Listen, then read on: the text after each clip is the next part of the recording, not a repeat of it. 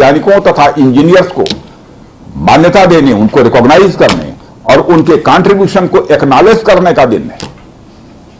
मुझे अच्छी तरह याद है जब मैंने इसका शिलान्यास किया था, उस समय माननीय मुख्यमंत्री श्री योगी आदित्यनाथ जी भी थे। उस दौरान मैंने यह इच्छा जाहिर की थी कि जितनी जल्दी हो सके इस प्रोजेक्ट को पूरा कर लिया जाए, और मुझे यह देखकर बेहद खुशी हुई कि आप लोगों ने मेरी भावना का सम्मान रखा और महज 40 महीने में इस प्रोजेक्ट को पूरा करके दिखाया। आज हमारे आसपास जैसी परिस्थितियां हैं, उसे देखते हुए यह बेहद जरूरी हो जाता है कि हम अपने लक्ष्यों को ऐसे ही समयबद्ध तरीके से पूरा करते रहें। इस मौके पर मैं उत्तर प्रदेश के माननीय मुख्यमंत्री श्री योगी आदित्यनाथ जी का विशेष आभार प्रकट करता हूं। यदि इतने कम समय में ब्रह्मोस की इंटीग्रेशन एंड टेस्टिंग फैसिलिटी की स्थापना हो सकी, तो इसके पीछे योगी जी का बहुत बड़ा योगदान है। मैं डीआरडीओ, हमारे वैज्ञानिक, हमारे इंजीनियर्स और इस प्रोजेक्ट से जुड़े हर व्यक्ति और संस्था को मैं हृदय से बधाई देता हूं। आप लोगों ने दिन रात मेहनत करके इस इंटीग्रेशन एंड टेस्टिंग फैसिलिटी को खड़ा किया है।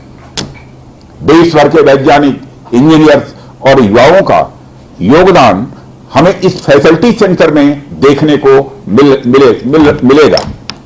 मैं आपकी मेहनत और लगन को नमन करता हूं। साथियों, हमारी सरकार जब उत्तर प्रदेश में डिफेंस कॉरिडोर के विजन को लेकर आगे बढ़ी थी, तो उस समय हमारे सामने अनेक बड़े लक्ष्य थे। उन तमाम लक्ष्यों में से हमारा एक उद्देश्य यह भी था कि हम उत्तर प्रदेश को एक बार फिर देश के प्रोडक्शन सेंटर के रूप में डेवलप करें। यूपी डिफेंस कॉरिडोर लखनऊ सहित कानपुर, झांसी, चित्रकूट, आगरा और अलीगढ़ से होकर गुजरता है, और ये सभी नोड्स आने वाले समय में विकास के नए केंद्र बनकर उभरेंगे। साथियों, एक उदाहरण मैं आपके सामने रखूं तो आप में से बहुत लोगों को पता होगा कि एक समय कानपुर और आसपास का क्षेत्र प्रोडक्ट्स की मैन्युफैक्चरिंग के लिए जाना जाता था। आर्थिक रूप से यह क्षेत्र बहुत ही समृद्ध था। इसे मैनचेस्टर ऑफ द ईस्ट कहा जाता था। लेकिन आजादी के बाद अनेक कारणों से आर्थिक प्रगति की राह में यह क्षेत्र पिछड़ता गया और कहीं पीछे छूट गया।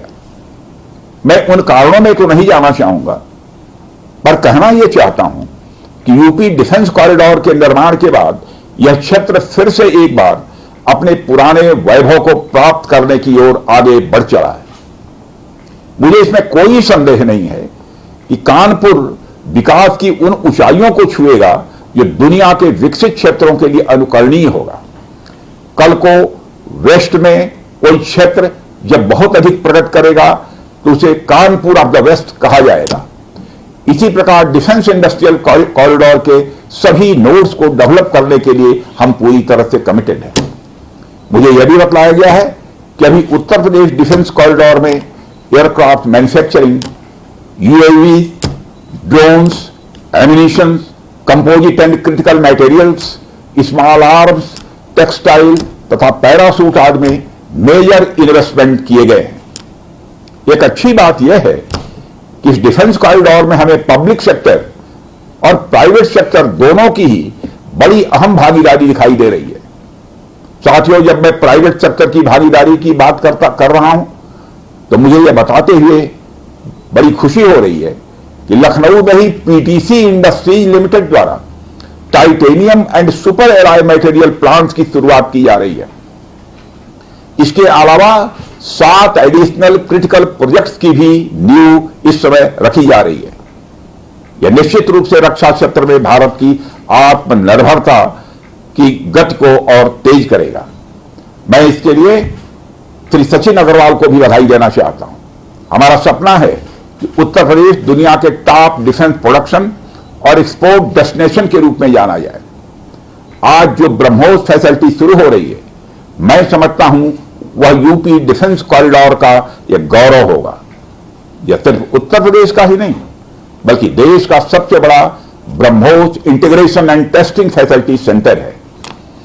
यह रक्षा क्षेत्र में भारत की आत्मनिर्भरता के प्रयास को भी मजबूती प्रदान करेगा।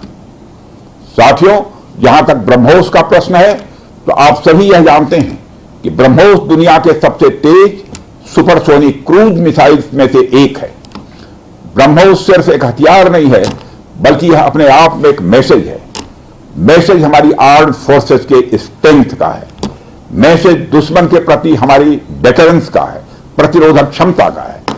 मैसेज हमारी बॉर्डर्स की सेफ गार्डिंग के हमारी प्रतिबद्धता का है। साथियों, पोखरण परमाणु परीक्षण में महत्वपूर्ण योगदान देने वाले मिसाइल मैन और हमारे पूर्व राष्ट्रपति डॉक्टर एपीजे अब्दुल कलाम ने यह कहा भी था कि unless India stands up to the world, no one will respect us in this world. Fear has no place, only strength respects strength. अर्थात दुनिया कमजोरों का नहीं, बल्कि शक्तिशाली का सम्मान करती है। उनका विजन था कि हमें अपनी ताकत को और मजबूत करना होगा। जब तक कोई देश ताकतवर नहीं होगा, दुनिया उसका सम्मान नहीं करेगी। आज भारत दुनिया के सबसे शक्तिशाली राष्ट्रों में से एक है। हम लगातार अपनी ताकत और बढ़ा रहे हैं, और मैं समझता हूं कि आज जो फैसिलिटी सेंटर शुरू हो रहा है, यह भारत की शक्ति को और मजबूत